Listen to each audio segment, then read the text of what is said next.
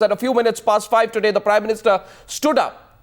He stood up in the lower house of Parliament to first list out the long list of what he hails as the government's achievements, then to staunchly defend the Lokpal bill. In his speech, the Prime Minister put the onus of blame on tackling corruption on the states, especially on BJP-ruled states. This is a speech the BJP later mocked as the Prime Minister's farewell speech. It began with the Right to Information Act. We will not end the fight against corruption with the Lokpal and Lok Ayukta bill. The Prime Minister stepping into the debate, sending assurances on the Lokpal bill. For a while, everyone probably thought that he'd quite missed the point of the Lokpal, and then he came down to the issue of corruption. He knows his government is on the back foot as far as corruption cases are concerned, but he did try to put the onus back on the opposition. Legal sophistry cannot be used to argue that state legislatures must not adopt the model law proposed or delay its enforcement. Corruption is corruption, whether in the union or in the states. It has no legislative color.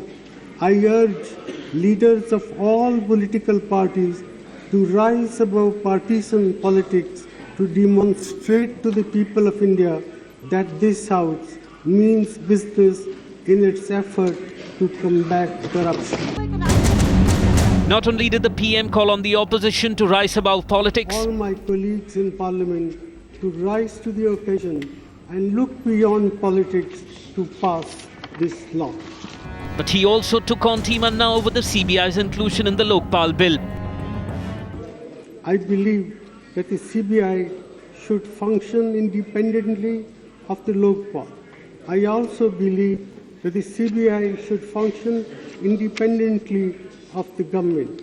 But independence does not mean absence of accountability. We have therefore proposed a process of appointment of the CBI director, which involves the Prime Minister, the Chief Justice of India or his nominee, and the leader of the opposition in the Lok Sabha. None should have doubts about the integrity of this process. As far as the issue, The Prime Minister putting his weight behind the Lokpal bill. let us not create something that will destroy all that we cherish, all in the name of combating corruption. We have But will his backing be enough to see the government through?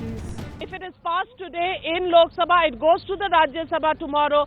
The logjam really happens in Rajya Sabha, and it is here that we know opposition parties are doing their coordination efforts. In fact, leader of opposition in the Rajya Sabha, Arun Jaitley, has already opened channels of talks with the left parties, with the CPM, with the BSP and the SP, AIADMK, BJD. All of these parties are in a huddle. In fact, they've even come to a conclusion on a clutch of clauses on which there is common ground between all parties, and these amendments are something that the united opposition in Rajya Sabha can push through, even though these may not have been pushed through in Lok Sabha.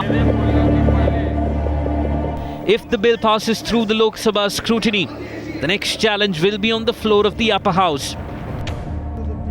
Will the government be able to get the numbers? Bureau Report, Times Now.